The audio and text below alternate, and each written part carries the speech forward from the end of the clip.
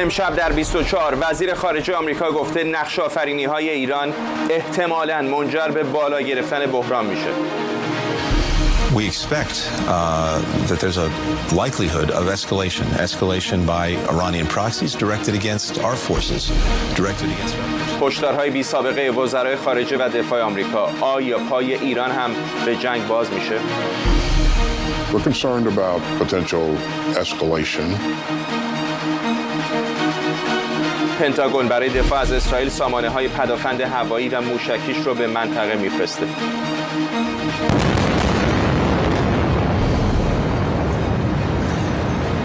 وزیر خارجه ایران میگه منطقه مثل بشکه بارود شده و هر لحظه احتمال داره وضعیت از کنترل خارج بشه. از اورشلیم این 24 است با فرداد فرحزاد. بینندگان ایران اینترنشنال در ایران و سراسر جهان سلام به شما. در ساعت گذشته مقامات دولت آمریکا به شکلی بی سابقه درباره نقش ایران و خطر بالا گرفتن بحران در منطقه هشدار دادند. وزرای دفاع و خارجه آمریکا در برنامه‌های صبح یکشنبه شبکه‌های آمریکایی گفتن اقدامات ایران احتمالاً به افزایش تنش خواهد انجامید و هشدار دادند که ایالات متحده در صورت نیاز آماده رویاروییه. ما فکر می‌کنیم تنش‌ها در حال بالا گرفتنه. تشدید تنش‌ها توسط ایران و گروه‌های نیابتیش علیه ما اقدامات لازم رو برای دفاع مؤثر و در صورت نیاز پاسخ قاطع به اونها انجام میدیم. آرش آرامش حقوقدان و کارشناس امنیت ملی از واشنگتن با مساق آرامش، اظهارات این چنینی مخصوصاً برای دولت این چنینی کم سابقه است اگر بی سابقه نباشه، اینطور نیست؟ بدون شک اون چیزی که من از گوش و کنار میشنوم بیشتر فشار وزارت دفاع و آقای لوید آستین هست و کاخ سفید برای اینکه آماده باشند و این خطری که عملاً تهدیدها و تحرکات اخیر گروه‌های نیابتی تحت حمایت جمهوری اسلامی هست رو هم برای دفاع در مقابل اون آماده باشند و هم برای پاسخگویی. آقای لوید آستین ارتشخد بازنشسته نیروی زمینی، قبلا فرمانده سنتکام یا همون فرمانده قرارگاه مرکزی ایالات متحده در خاورمیانه بوده. منطقه رو به خوبی میشناسه، بازیگران این منطقه رو به خوبی میشناسه و خب مشکل اصلی هم در این منطقه جمهوری اسلامی هست و گروه‌های نیابتیش. به خاطر همین میدونه که اگر بخوان تنشی ایجاد بکنن از چه راهی خواهد بود و نحوه مقابلش چه خواهد بود. ایالات متحده خیلی واضح گفته که خواستار ایجاد تنش یا گسترده کردن تنش‌ها نیست. میخواد اجازه بده که متحدش اسرائیل به این حمله‌ای که بهش شده پاسخ بده، حماس رو کاملا تارمار بکنه و ریشه اون گروه تروریستی رو از غزه بکنه. مسئله اینجاست جمهوری اسلامی سالهای سال بر روی حماس سرمایه‌گذاری کرده، به اضافه این که افکار عمومی در مناطقی از لبنان در کشورهای دیگه عربی الان فشار دارن به گروه‌های نیابتی دیگه ایران مثل حزب الله میارن یا حتی حوثی‌ها که کاری بکنن. در اصل اگر اون اتفاق بیفته، چه حوثی‌ها که دیدیم دیروز و پریروز چند موشکشون و چند پهپادشون رو کشتی‌های آمریکایی USS کارنی رصد کرد و ساقط کرد، یا اینکه حزب الله لبنان از شمال یا اینکه خود جمهوری اسلامی بخواد موشک پرانی بکنه یا کاری مستقیم یا غیر مستقیم بکنه، قاطعاً و بدون شک ایالات متحده پاسخ خواهد داد و این پاسخ دادنش هم اینطور نخواهد بود که فقط بیاید و جلوی مثلا پاسخ چند موشک رو با موشک بده. به احتمال خیلی زیاد پاسخی که خواهند داد جلوگیری خواهد کرد از حملات آینده. به خاطر من فکر می‌کنم اگر تنش الان از تنش زدایی نشه و اگر جمهوری اسلامی که الان دیدیم خواهانی هم مثل در سوریه هست، سامانده سپاه قدس، حزب الله لبنان تحرکی بکنه یا اتفاقات دیگه توسط حوثی‌ها یا حتی گروه‌های دیگه شبه نظامی، هشت شعبی الان در عراق بارها و گروه‌های دیگه عراقی حمله کردن به پایگاه‌های ایالات متحده در رأس الاسد، پایگاه هوایی، یا در تنف پایگاه دیگه ایالات متحده است در سوریه. گروه‌های نزدیک به ایران به اون حمله کردن. ایالات متحده رو جدی میگیره و میگم اون چیزی که محاسبه اشتباهی که میکنن در تهران اینه که ایالات متحده پاسخ نخواهد داد، آقای بایدن سال انتخابات پاسخ نخواهد داد. اتفاقا پاسخ دادن به اینها محبوبیت او رو بیشتر خواهد کرد. اینطور نیستش که ایالات متحده بهش حمله بکنن و او خویشتن‌داری بکنه. این اشتباهی است که اونها ممکنه انجام بدن و دیدیم هم آقای بلینکن بلند مرتبه ترین دیپلمات ایالات متحده، وزیر خارجه‌اش و وزیر دفاع الان قاطعانه میگن که هم نیروهای راهبردی فرستادن، هم نیروهای دیگه پیاده و هوابرد و تفنگدار دریایی آمادن و همین که دارن به تهران و به متحدینش میگن اگر تنش ایجاد بکنید به مراتب بیشتر از اون بهتون پاسخ خواهد داده شد.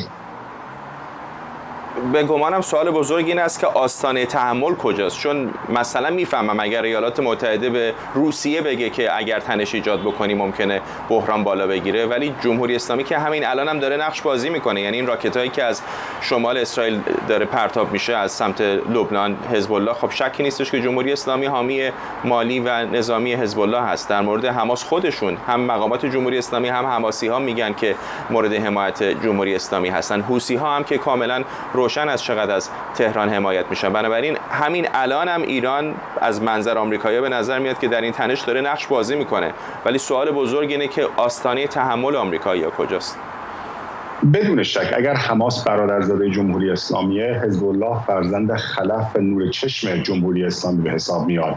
حوثی ها هم یک عموزای دیگه اینها به حساب میان از لحاظ گروه‌های منطقه‌ای و گروه‌های نیابتی در منطقه. مثلا اینجاست که الان با اینکه موشک پرانی بوده یا حتی با ادوات ضد تانک و ضد زره حملاتی شده به نیروهای اسرائیل، من فکر می‌کنم خط قرمز رو ایالات متحده به اسرائیل اونجا کشیدن که حملات گسترده موشکی یا حملات گسترده پیاده حزب الله باشه به خاک اسرائیل، یعنی عملاً باز کردن یک جبهه دوم در شمال مرزهای اسرائیل. در مورد حوثی‌ها یا در مورد گروه‌های دیگه مثل کتاب حزب الله و کلاً هشت شعبی بگیم گروه‌های مختلف شیعه در هشت، این هستش که حمله مستقیم به نیروهای نظامی که عرض کنم به شما منجر به فوت یا کشته شدن نیرویی بشه یا به شهروند ایالات متحده بشه. اما اگر بگیم به حملات گسترده موشکی یا پهپادی بشه به سفارت ایالات متحده در بغداد یا پایگاه‌های نظامی در عراق و سوریه، حتی اگر منجر به مرگ هم نشه، این حملات مستمر و تهدید کننده باشه، اون موقع من فکر کنم باسم از اون خط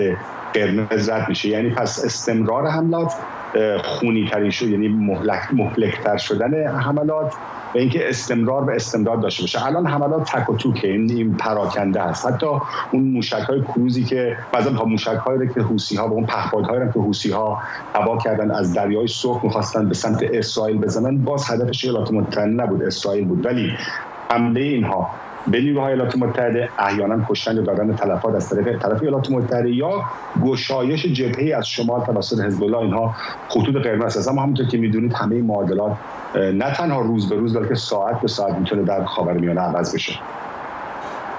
ممنونم از شما آرش آرامش عقدان و کارشناس امنیت ملی از واشنگتن. پنتاگون اعلام کرده آمریکا سامانه‌های پدافند هوایی و موشکی تاد و پاتریوت رو به خاورمیانه میفرسته و به نیروهاش دستور داده برای اعزام به منطقه آماده بشن. وزیر دفاع آمریکا گفته این اقدام به دنبال حمله به پایگاه‌های آمریکا در منطقه و افزایش تنش‌ها توسط ایران و نیروهای منطقه‌ایش در خاورمیانه و همینطور برای دفاع از اسرائیل صورت میگیره. لوید آستن همینطور در گفتگو با شبکه خبری ABC هشدار داده احتمال تشدید قابل توجه حملات در منطقه وجود داره و گفته ارسال تجهیزات نظامی آمریکایی به منطقه پیامی برای کشورها و گروه‌هایی که به دنبال گسترش درگیری در منطقه هستند. اخیراً ما شاهد حملات موشکی و پهپادها علیه پایگاه‌های نظامی آمریکایی‌ها در عراق و سوریه بودیم. ما نگران تشدید تنش‌ها هستیم. در واقع آنچه ما می‌بینیم چشم‌انداز تشدید قابل توجه حملات به سربازان و مردم ما در سراسر منطقه است و به همین دلیل ما اقدامات لازم را انجام خواهیم داد تا مطمئن شویم که نیروهای ما در موقعیت خوب قرار دارند و از آنها محافظت می‌شود. همکارم بابک اسحاقی از تل‌آویو به ما پیوسته. بابک، میدونم که کمی پیشتر اسماعیل هنیه رهبر سیاسی حماس صحبت کرده، چه چیز مهمی گفت؟ بله، دقایقی پیش اسماعیل هنیه با مردم اردن صحبت کرد. در سخنان خودش او گفت که 7 اکتبر یک حمله لرزان اتفاق افتاده. ما با شکوه از مرزهای اسرائیل گذشتیم و یک سنگ بنایی و همچنین نقطه عطفی در تاریخ مبارزاتمون رقم زدیم. او گفت که آنچه که اسرائیل انجام می‌دهد و کشتاری که در غزه به قول او انجام می‌شود تنها یک سرپوشی بر شکست بزرگی هستش که اسرائیل خورده. اون گفتش که ما به سوی به سوی یک پیروزی بزرگ پیش میریم. او گفتش که مقاومت در غزه موفق خواهد شد که به کار خودش ادامه بده و ما در آخر پیروز خواهیم شد. در هر صورت فرداد، اینها همه نشان این هستش که هنوز به گونه ای حماس در نوار غزه حکومت خودش را نگاه داشته، در حالی که اسرائیل میگوید که بسیاری از سلطه حماس در شمال و مرکز نوار غزه از دست رفته، اما در جنوب غزه اونها هنوز این امکان را دارند که سلطه خودشون را ادامه بدن. سوالی که فکر میکنم برای خیلی ها مطرح است در مورد وضعیت یورش زمینی ارتش اسرائیل هست به غزه. تازه ترین ها چه میگن؟ بدون شک این سوال میلیون دلاری هستش که همه این روزها از خودشون میپرسند که کی و چه زمان و چگونه اسرائیل به قول خودش و به قول تمامی رهبرانش وارد غزه خواهد شد و حماس را نابود خواهد کرد. امروز خود سخنگوی ارتش گفت که آمادگی‌های ارتش به اتمام رسیده. ارتش اسرائیل کاملا آماده ورود به غزه هستش و منتظر تصمیم بخش سیاسی هستش.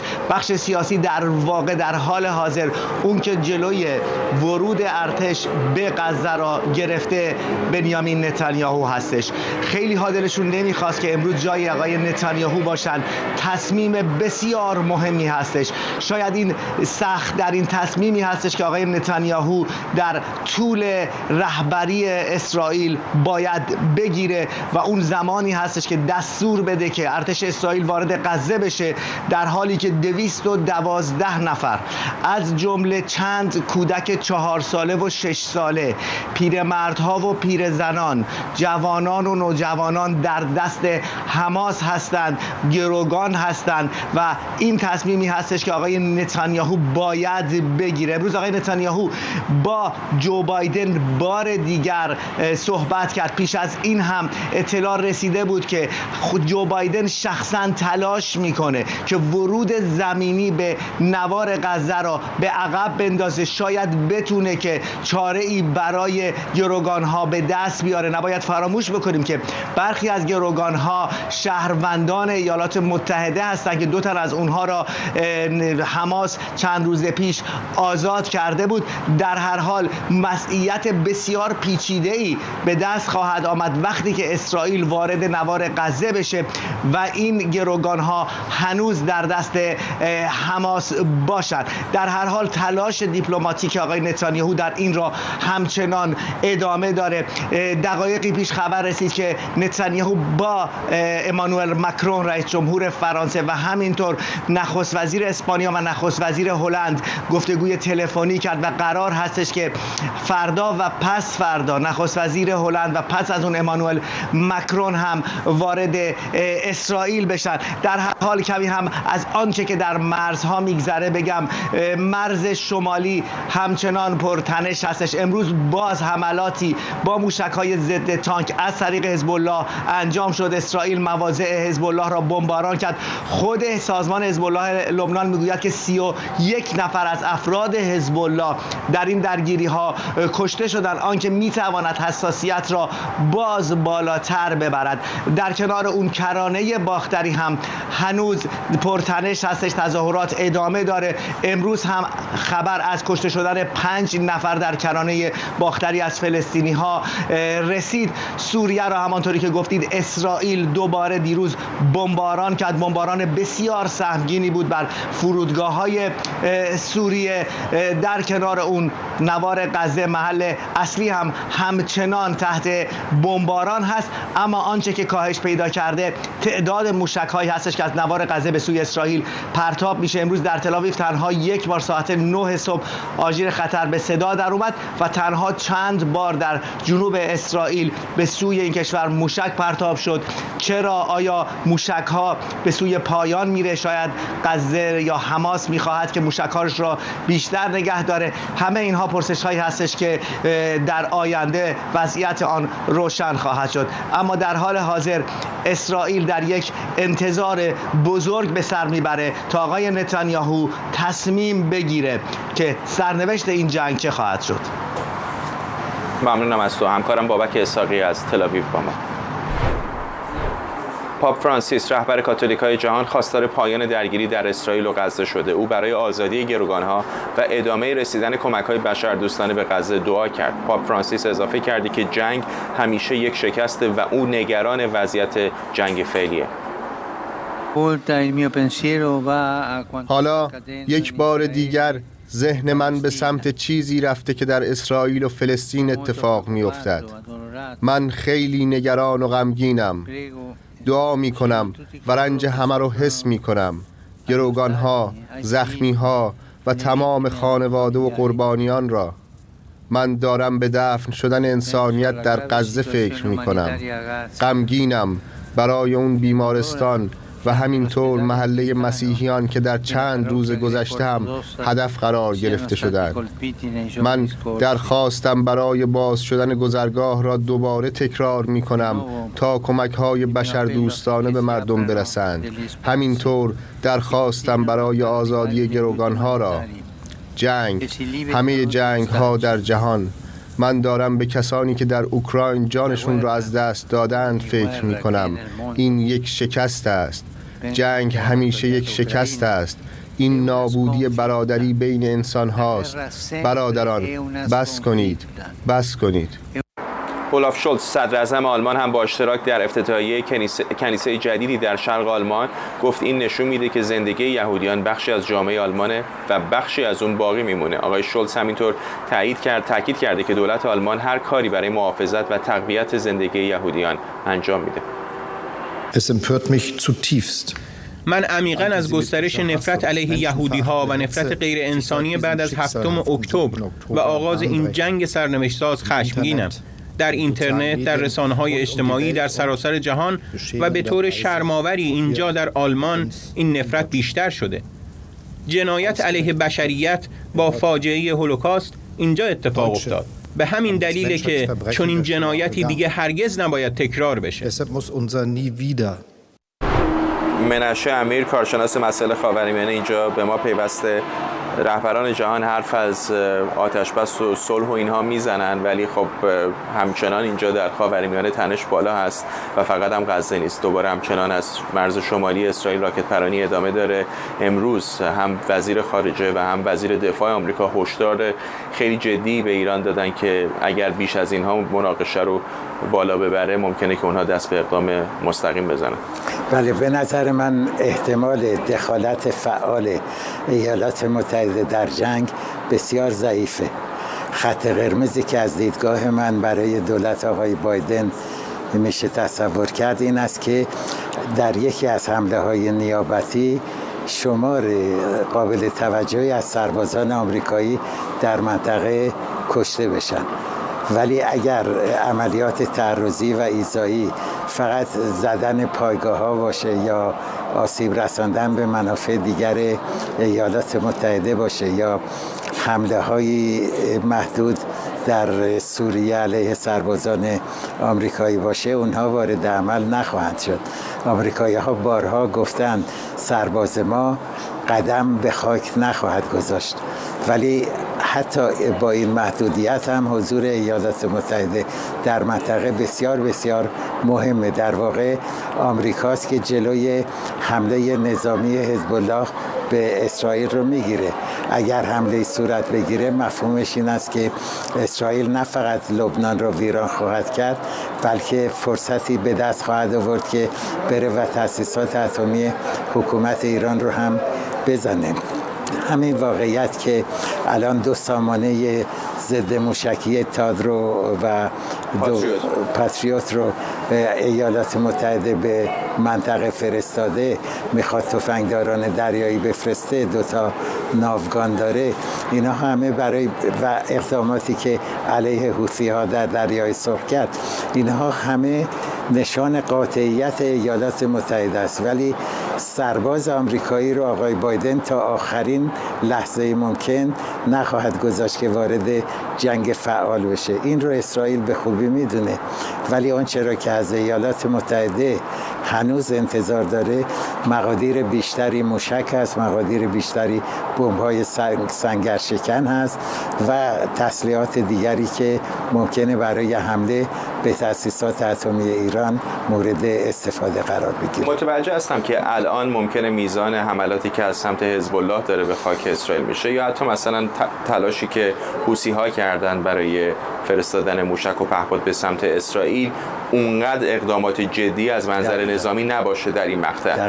ولی سوال بزرگ این هستش که واکنش نیروهای نیابتی ایران موقعی که یورش زمینی صورت بگیره چطور خواهد بود؟ آیا در همین اندازه محدود باقی خواهد موند یا اونها خیلی جدی‌تر وارد میشن؟ البته بسیار دشواره به این پرسش پاسخ دادن، ولی حزب الله اگر وقت داشته باشیم توضیح میدم چرا در حال حاضر خیال داره که عملیات ایذایش در حد بسیار کنترل شده باقی بمونه.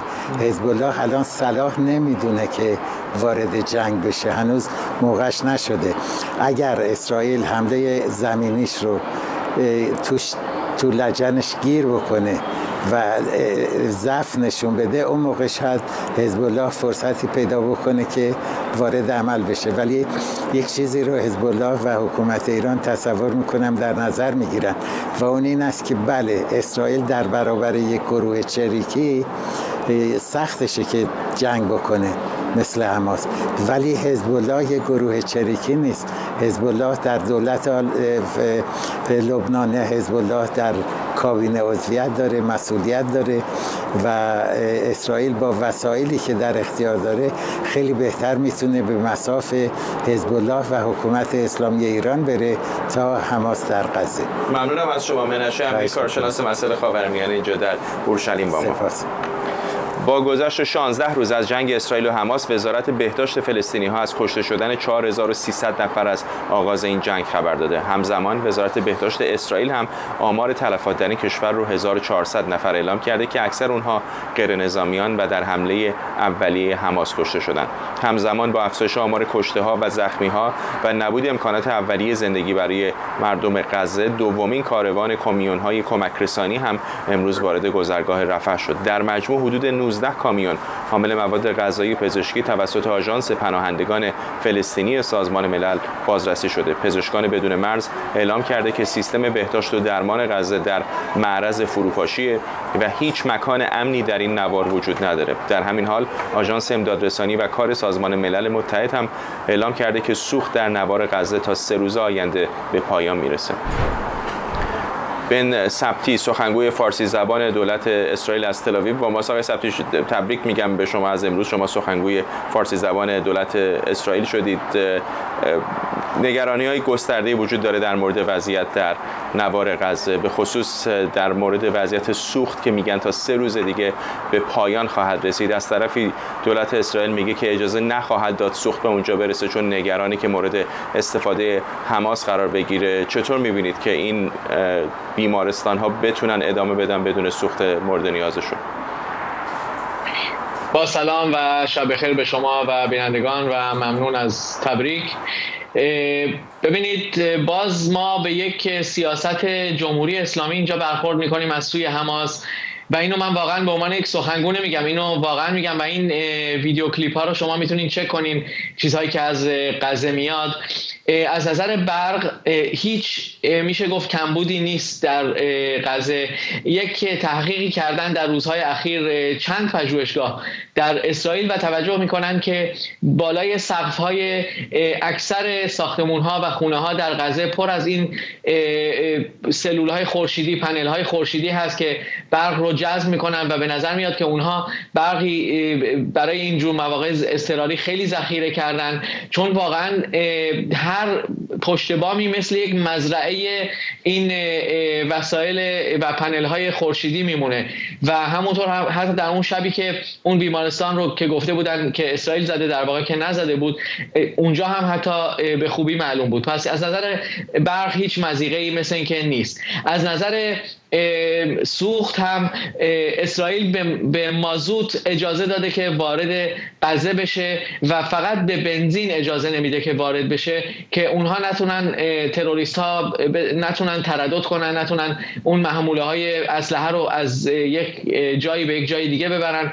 ولی مازوت به دست آوردن، اونها گرفتن با این کمک های بشردوستانه و هیچ مسئله از این نظر به نظر نمیاد که باشه. پس باز هم ما در مقابل یک دروغ تبلیغاتی و نیمه پنهان کردن اون حقایقی که اونها بازم حداقل اگر اینها رو میگفتن باز یکم بهتر بود، ولی متاسفانه فقط و فقط چهره مظلوم به خودشون میگیرن و حقایق رو اونجور که باید، حداقل یک مقدارش هم که میگفتن خوب بود، ولی متاسفانه ما با یک دشمنی که هم مردم رو مورد هدف قرار میده، هم دروغ میگه، هم در دنیا چهرهش واقعا مظلومه. حتی پاپ اسرائیل رو بیشتر محکوم کرد. من اون خبری که دادین شنیدم. اینها رو حماس نمیگه، اینها رو فقط حماس نمیگه، سازمان‌های بین‌المللی میگه. همین الان ما تصاویر زنده رو داریم از غزه میبینیم، تاریکی مطلق هست. شما بهتر از من میدونید که باتری‌های خورشیدی تا چه اندازه محدودی میتونن انرژی فراهم بکنن. اگر اینطور بود اینور مرز هم بیمارستان‌های اسرائیلی همه برقشون رو قطع می‌کردن، با باتری خورشیدی ادامه میدادن. بسیاری از تجهیزات به انرژی بسیار زیادی نیاز داره و فقط با باتری خورشیدی شما بهتر از من میدونید نمیشه یک بیمارستان رو گردوند. بله، ولی اونجور که به نظر میاد اونها ذخیره کردن. من در مسائل فیزیکی و این حرفا بحث نمی کنم، ولی اونهایی که باید برق داشته باشن برق دارن و اون مواد لازمی که باید داشته باشن هم دارن. دوا هم وارد غزه شده و عملهای جراحی هم انجام میدن. حالا بعضی فیلم‌ها رو میگیرن که انگار مثلا با چراغ قوه تلفن دارن عمل میکنن. اصلا این چیزها مسخره است و واقعا قابل انجام نیست. یعنی از نظر پزشکی نمیشه وایساد و با تلفن عمل جراحی کرد. این یک چیزهاییه که واقعا دیگه این دروغ‌ها برملا شده و بهتر بود که حماس اگر واقعا یک کار بشردوستانه اون هم میخواد بکنه، یا مثلا امروز همونطور که گفته شد کمتر موشک زده، انگار خودشون میخواد مثلا یک جور سوق بده به سوی مثلا آتش بس یا یک مسئله رو مثلا این آتش رو بخوابونه. بهتر بود اینجور چیزها رو هم یکم بیشتر توضیح میداد که مردم بفهمن که واقعا چه در دست داره و چه در دست نداره. آقای سبتی، همزمان دولت شما به مردم در شمال غزه گفته بود که برن به سمت جنوب، ولی می‌بینیم در جنوب غزه هم بمباران صورت میگیره، حتی در اندازه‌ای که در آن سوی مرز. حالا ارتش اسرائیل عذرخواهی کرده و گفته در حال تحقیق است. نیروهای مصری هم مورد آتش قرار گرفتن. چطور می‌بینید که به مردم گفته میشه که به سمت جنوب برن، ولی اونجا هم نه فقط در بخش‌های مرکزی و جنوبی، حتی در نزدیکی مرز هم بمباران ادامه داره؟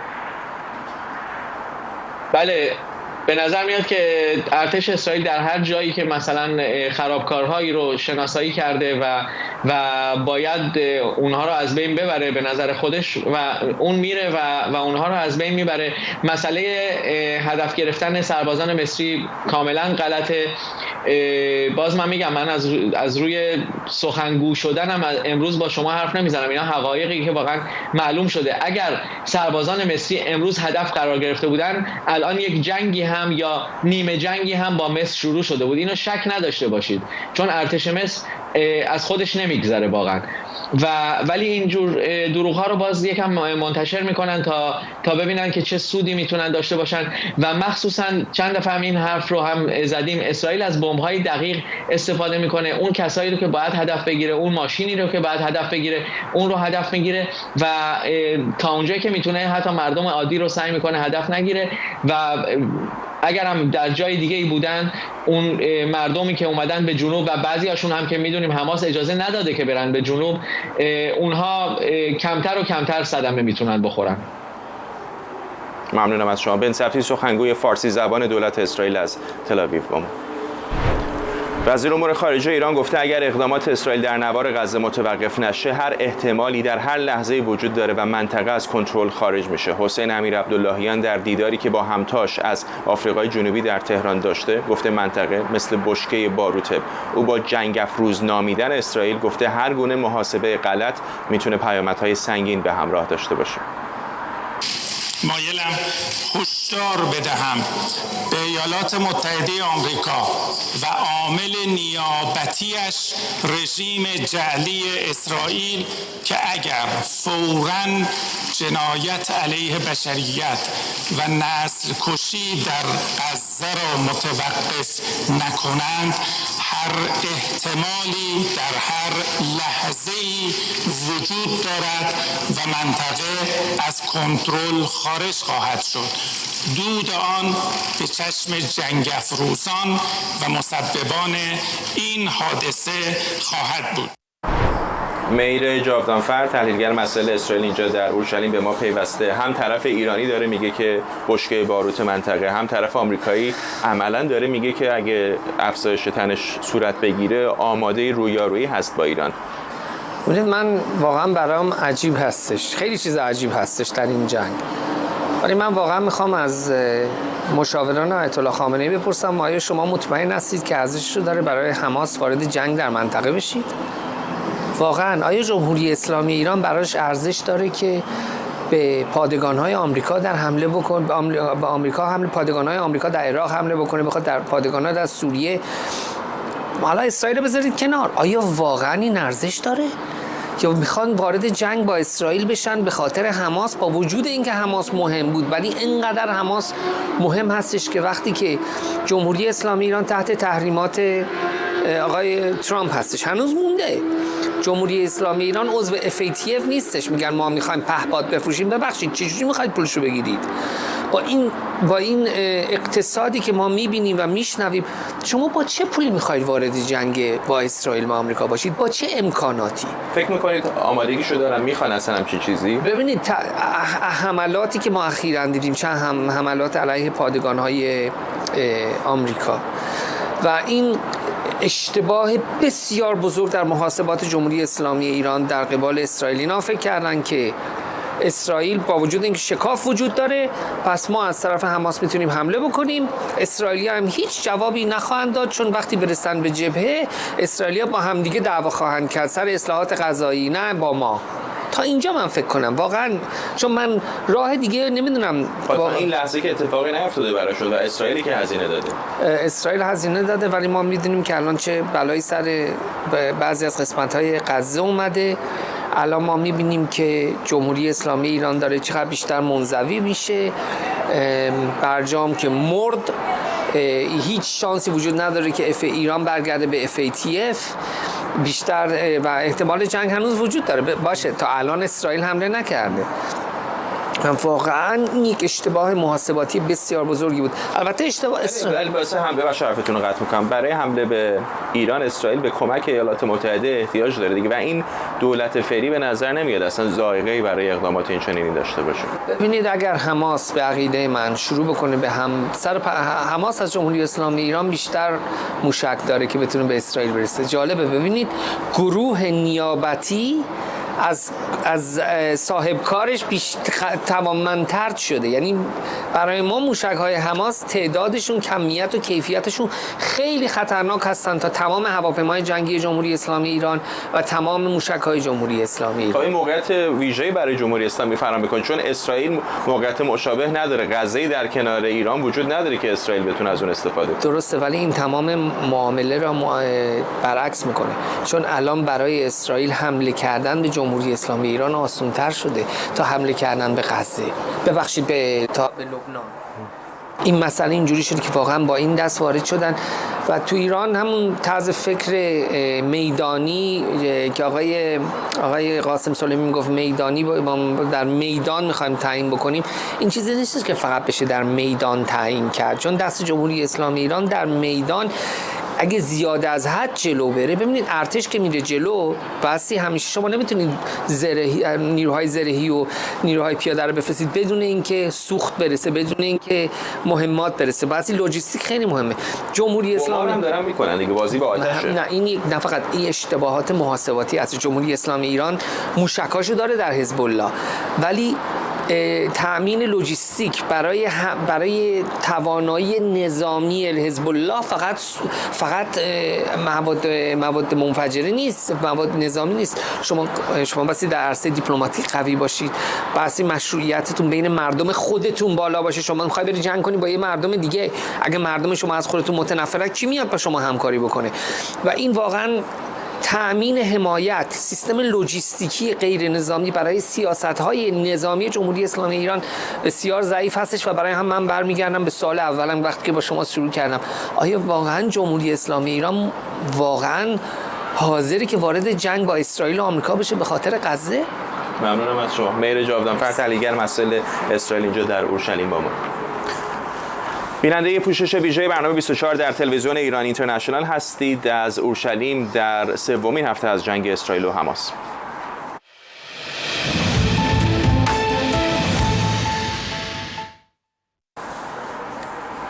خب دوباره تصاویر زنده داریم از غزه که در تاریکی تقریبا مطلق فرو رفته.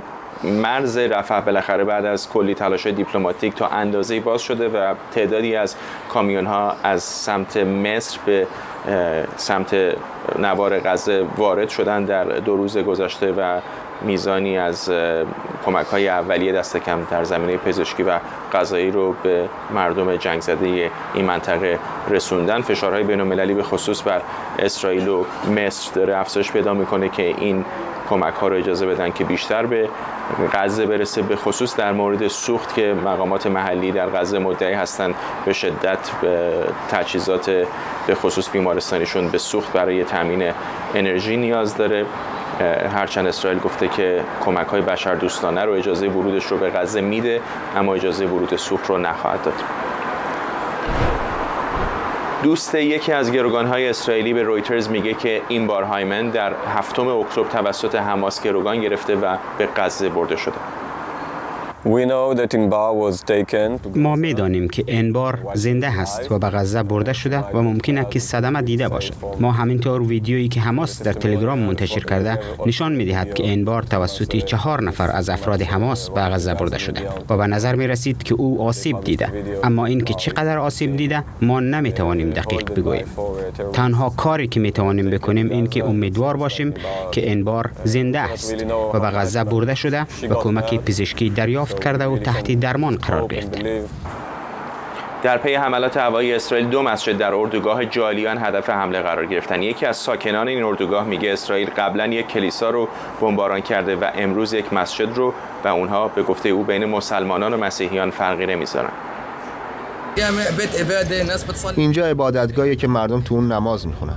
دشمن اونقدر بی‌پرواست که عبادتگاه ها رو مورد هدف قرار میده. قبلا یک کلیسا رو بمباران کردن، امروز یه مسجد رو. اونا بین مسلمونا و مسیحی‌ها فرقی نمیذارن. این جنگ علیه غیر نظامیانه. روزهای جمعه بین 2 تا 3 هزار نفر اینجا نماز میخونن و حالا این مکان نابود شده. اگه مردم توی خونه هاشون بودن قتل عام زیادی رخ میداد، چرا که غیر نظامی‌های بسیاری اینجا.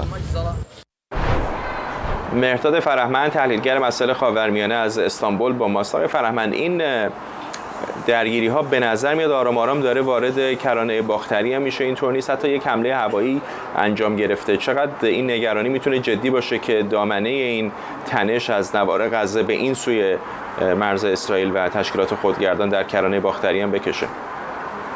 خب این که به کرانه باختری هم کشیده شده طبیعیه. به هر حال در اون سمت هم فلسطینی ها دست به حرکاتی علیه اسرائیل میزنند، کما اینکه در گذشته هم تا پیش از همین هم که جنگ در غزه هم شروع بشه همیشه در کرانه باختری میان فلسطینیان و نظامیان اسرائیلی درگیری بوده، درگیری های خونباری هم بوده و همیشه هم کشته داده اونجا. به خصوص اساسا رسمه در اونجا که بعد از نماز جمعه در مناطقی که محل تلاقی کرانه باختری و شهرک نشینای اسرائیلی است یا اینکه جایی که کنار دیوار مثلا مثل شهر بیت لحم، مثل الخلیل، در اونجاها درگیری همیشه پیش میاد. یک چیز دائمه، یعنی هر جمعه درگیری در اون مناطق وجود داره و الان همه منتظرن ببینن که آیا این ارتش اسرائیل وارد غزه خواهد شد، عملیات زمینی رو شروع خواهد کرد یا نه، که طبیعتا اگر که بخواد عملیات زمینی شروع بشه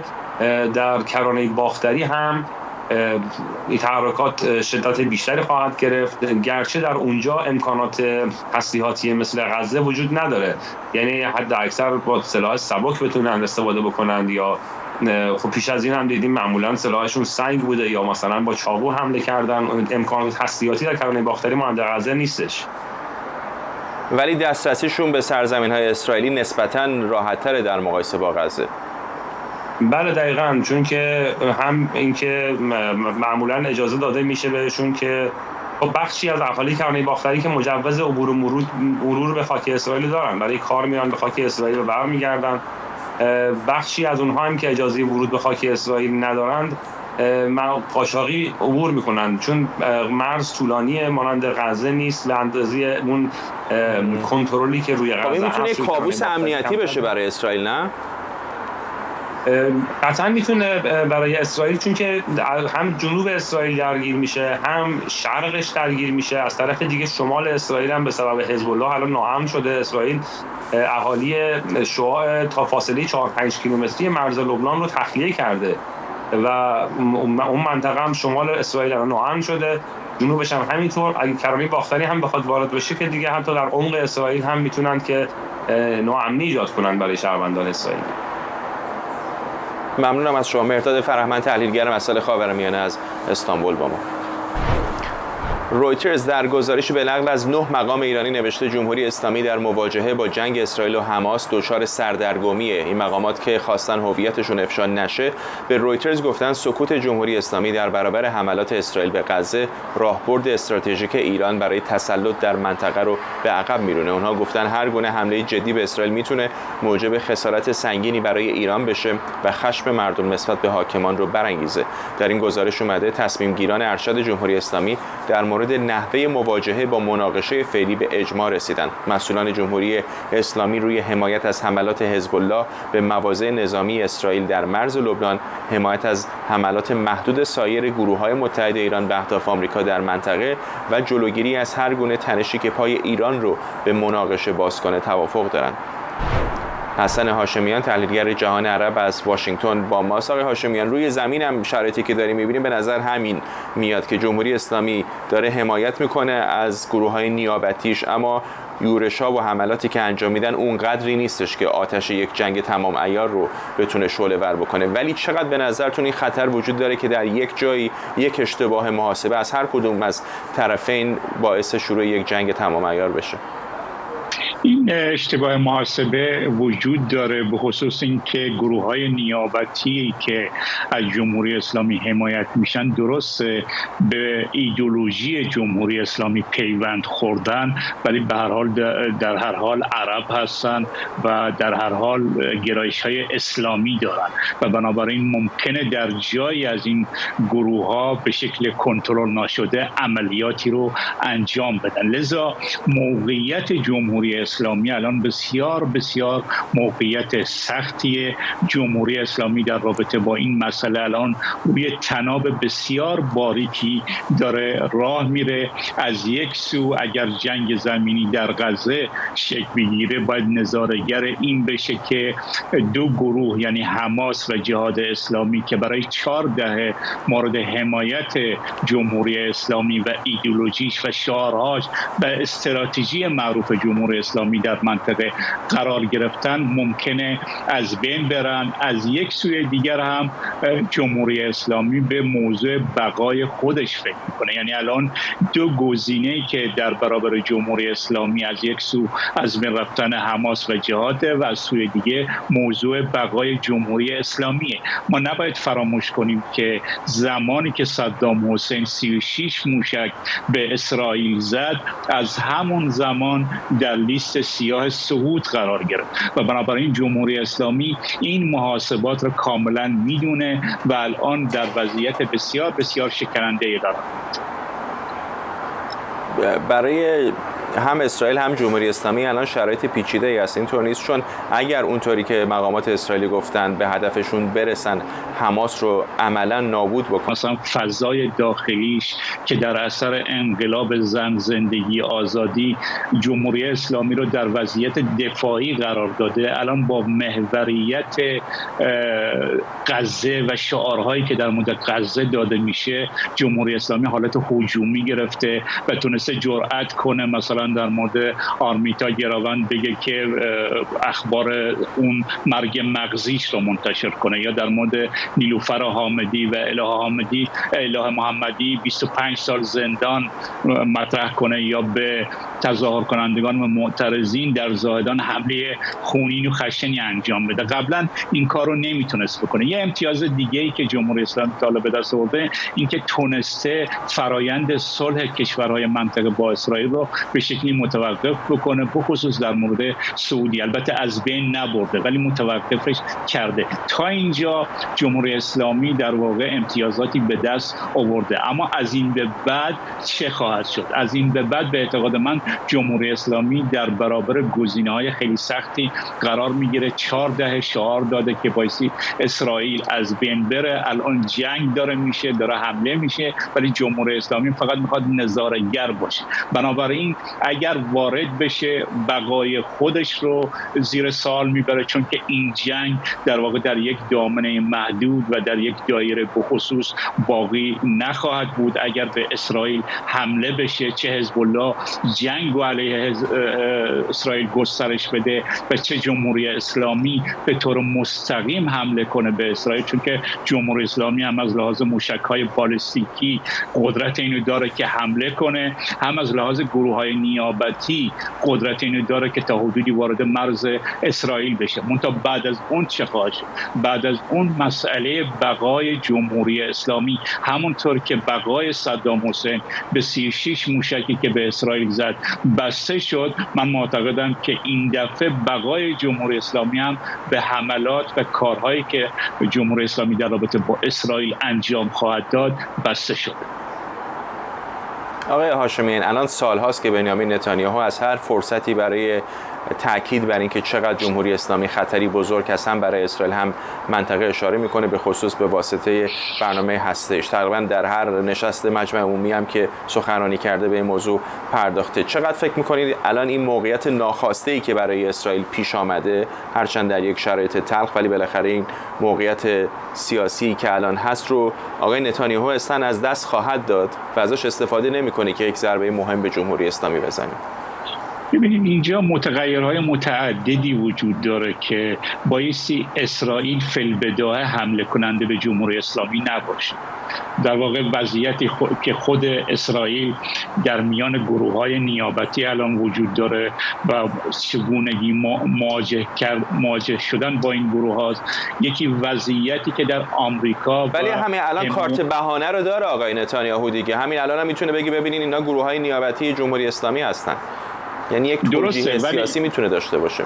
ولی ما نباید فراموش کنیم که در شرایط جهانی الان تظاهرات علیه جنگ خیلی شدیده و اگر اسرائیل به طور یک جانبه به ایران حمله کنه، در واقع اون حمایت هایی که بایستی ازش بشه به شکل کامل انجام نمیشه، بخصوص در ایالات متحده و سال انتخاباتی که در ایالات متحده انجام بشه. الان خیلی سخته که ایالات متحده در چین شرایطی بیاد از اسرائیل حمایت کنه که به جمهوری اسلامی حمله کرد. ولی اگر جمهوری اسلامی از طریق حزب الله یا از طریق خودش یا گروه‌های نیابتی در مرز سوریه به اسرائیل حمله کنه، وضعیت در آمریکا خیلی خیلی متفاوته. حتی خود آمریکایی‌ها تشویق میشن و آقای بایدن را تشویق میکنن که در برابر جمهوری اسلامی بیسته و حتی باعث سرنوشت این رژیمی که الان منطقه رو به این وضع انداخته رو باعث یکسره کنه. ممنونم از شما حسن هاشمیان، تحلیلگر جهان عرب از واشنگتن. ارتش اسرائیل اعلام کرده از سرنوشت 212 گروگان در نوار غزه هنوز اطلاعی در دست نیست. در این میان گروهی شامل 450 نفر از متخصصان و کارکنان خصوصی حوزه فناوری به صورت داوطلبانه گرد هم اومدن تا به ارتش اسرائیل در نجات گروگان‌ها کمک کنند. گزارشی ببینیم از همکارم بهنود نورپناه.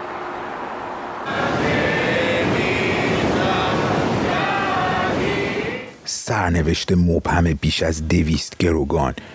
اینجا اتاق جنگ است، جایی که متخصصان اسرائیلی حوزه تکنولوژی به طور داوطلبانه بسیج شدند تا با استفاده از فناوری‌های پیشرفته از جمله هوش مصنوعی محل نگهداری گروگان‌ها و افراد مفقود شده را پیدا کنند. این افراد مشاغل و زندگی خود را رها کردند تا شهروندان بی‌دفاعی که طعمه حماس شدند را دوباره به زندگی بازگردانند. ما اینجا گروه‌ها و قسمت‌های مختلفی داریم که روی فناوری‌های پیشرفته هوش مصنوعی، تشخیص چهره، تشخیص صدا و خیلی چیزهای دیگه کار می‌کنن. اونها با مطابقت دادن الگوهای حرکتی سعی می‌کنن وضعیت گروگان‌ها رو رهگیری کنن. برخی هم بر شبکه‌های اجتماعی و انتشار تصاویر گروگان‌ها تمرکز دارن. گروه دیگه‌ای هم متخصص جمع‌آوری اطلاعات هستند و همه داده‌ها رو بررسی می‌کنن. بخش فناوری و تکنولوژی همیشه یکی از محرک‌های اصلی اقتصاد اسرائیل بوده. از این سو این کشور در حوزه امنیت سایبری بسیار پیشرو است. این داوطلبان غیر نظامی در این مدت فعالیت موفق شدند از وضعیت 100 گروگان مطلع شوند. به همین دلیل دولت اسرائیل در حال حاضر به اطلاعاتی که از اتاق جنگ به دست می آید متکی است. آنها از کوچکترین جزئیاتی که در ویدیوهای حماس دیده می شود سرنخی پیدا می کنند. در فیلمی یکی از گروگان‌ها که لباس زیر تنش بود سالم نشسته بود و تروریست‌ها کنارش بودن. ما از اون لباس زیر به عنوان نشانه استفاده کردیم. بعداً از میان فیلم‌های بسیاری که از حماس در غزه داریم فردی رو دیدیم که پارچه سیاه روی صورتش بسته بودن و خونریزی زیادی کرده بود. با موشکافی اون ویدیو متوجه شدیم که همون لباس زیر تنشه و تونستیم شناساییش کنیم. البته این امر باعث شده تا حماس با دقت بیشتری تصاویر گروگان‌ها را منتشر کند.